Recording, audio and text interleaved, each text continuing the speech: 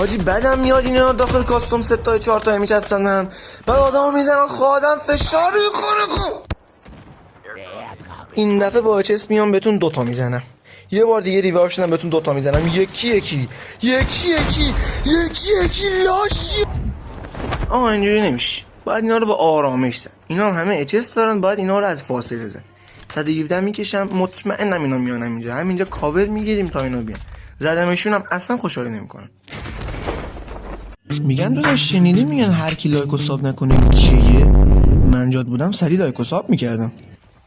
حاجی دمت گرم نیم آرمور دادی. حاجی اینا دارن میان. بسم الله الرحمن الرحیم. یه حاجی کاور بگیرید بچه، کاور بگیرید. اولی دومی آخریشونو ما خودم بدم.